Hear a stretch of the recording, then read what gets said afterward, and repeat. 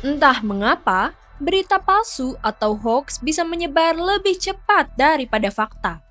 Anehnya, semakin berita tersebut mencengangkan dan diberi bumbu-bumbu, maka semakin besar kemungkinan orang lain akan percaya. Judul sensasional, narasi yang meyakinkan, hingga kata-kata provokatif menjadi salah satu ramuan konten hoax yang bisa membuat orang lain yakin, kemudian tanpa sadar ikut menyebarkannya. Sayangnya, warga plus 62 banyak yang dengan mudah menelan mentah-mentah informasi palsu tanpa mencari tahu kebenarannya. Alhasil, berita hoax menjadi bola salju liar yang tentunya berdampak buruk. Penasaran apa saja berita hoax yang sempat menggemparkan di Indonesia? Ini dia, 5 peristiwa hoax yang pernah mengguncang jagat maya Indonesia versi Voi. Bisa jadi, kamu pernah hampir percaya salah satunya.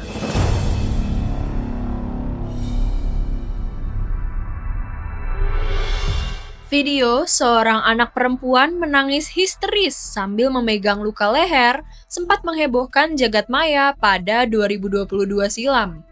Peristiwa tersebut pun viral setelah diunggah oleh akun milik pria berinisial MRA melalui TikTok. Narasi yang beredar menyatakan bahwa sang anak digorok oleh ibunya sendiri karena kesal dibangunkan sahur. Usut demi usut, terungkap fakta bahwa narasi dalam video tersebut adalah hoax atau berita bohong. Sang anak dan ibunya pun telah mengklarifikasi dan menegaskan bahwa peristiwa tersebut murni hanya karena ketidaksengajaan saat menyiapkan makanan untuk hidangan sahur. Meskipun pada akhirnya diselesaikan secara damai dan penyebar video tidak dikenakan hukuman pidana, tentu peristiwa ini menjadi pelajaran untuk lebih berhati-hati dalam menyebarkan informasi.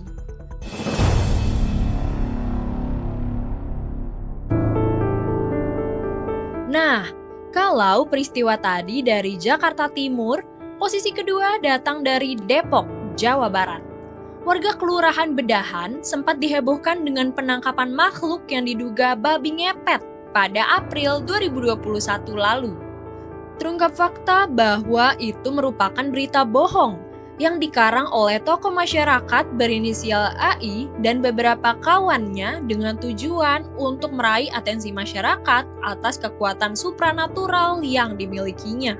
AI mulai mengarang cerita tentang babi ngepet setelah beberapa warga mengeluh kehilangan uang.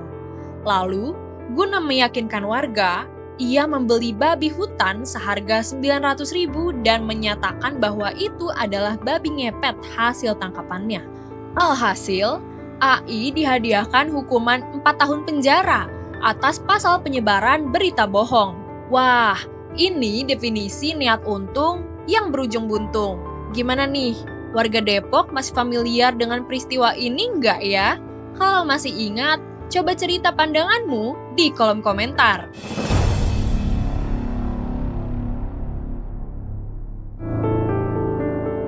Di posisi ketiga, ada video viral peredaran telur palsu yang sempat bikin geger nih. Dalam video berdurasi 4 menit 28 detik tersebut, pembuat video mengungkapkan kecurigaannya dan meminta pihak berwajib mengusut kasus telur yang diduga palsu. Kasat Reskrim Polres Kediri pun telah memverifikasi bahwa narasi yang beredar di video tersebut menyesatkan atau hoax. Sayangnya, lagi-lagi penyebaran informasi di media sosial tak mudah untuk dikendalikan. Sejak pertama kali viral di tahun 2021, video telur palsu ini masih ditemukan beredar 2 tahun setelahnya. Bahkan, nampaknya masih banyak warganet yang percaya. Waduh, hati-hati ya kalau menemukan info ini. Jangan lupa untuk di-report sebagai berita palsu.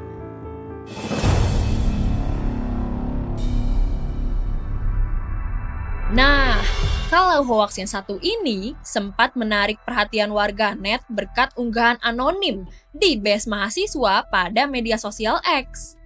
Anonim yang mengaku sebagai mahasiswa baru Universitas Negeri Yogyakarta atau UNY bercerita tentang pelecehan seksual yang dilakukan oleh MF anggota BEM FMIPA UNY kepadanya. Cerita itu semakin sensasional karena dibalut dengan bukti-bukti percakapan antara korban dengan MF. Warganet pun geram. Serbuan hate speech mengenai MF, bahkan MF dibekukan sebagai anggota dari organisasi kampusnya. Setelah ditelusuri oleh pihak kampus dan Polda Daerah Istimewa Yogyakarta, rupanya kasus pelecehan seksual ini adalah berita bohong. Pengarangnya ialah RAN, teman satu fakultas MF yang sakit hati karena tidak diterima di salah satu komunitas mahasiswa, sedangkan MF diterima. RAN juga sakit hati karena MF pernah menegurnya di suatu kepanitiaan. Bukan hanya MF yang dirugikan oleh hal ini. Nama baik organisasi dan institusi pendidikan pun kena imbasnya. Tindakan ini juga pada akhirnya merugikan dirinya sendiri. Sebab RAN dikenakan pasal berlapis dan hukuman 10 tahun penjara.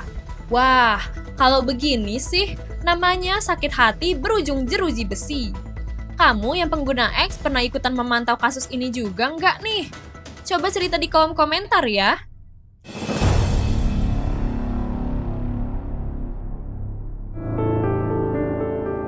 Nah, di urutan terakhir ada rekaman suara mantan Presiden RI, Joko Widodo, menyanyikan lagu lawas berjudul Di Saat Kau Harus Memilih yang dipopulerkan oleh Panca Pondah. Video ini ramai diperbincangkan di media sosial. Terlebih lagi, pengunggah video mengklaim bahwa nyanyian tersebut viral di Sydney. Walaupun beberapa warganet ada yang langsung menyadari bahwa itu hanya ulah iseng seseorang, tapi ada juga loh yang tertipu dan mengira itu benar-benar suara Jokowi. Contohnya, komentar dari Risma Marbun LB yang menyatakan, "Wow, mantap suaranya! Lagu siapa yang dinyanyikan Pak Jokowi ini?" Ada pula komentar dari akun Putusudana 16 yang berbunyi, "Suara Bapak Jokowi enak didengar, merdu amat, dan penuh penghayatan." Rupanya, rekaman suara Jokowi bernyanyi itu ialah hasil olahan AI cover song yang memungkinkan manipulasi cover lagu dari suara tertentu yang dilengkapi dengan paketan premium berbayar dalam dolar untuk fitur yang lebih lengkap. Tak hanya cover lagu Jokowi saja, banyak suara tokoh terkenal lain seperti Erick Thohir, Najwa Shihab, hingga Megawati pun terkena manipulasi AI cover song.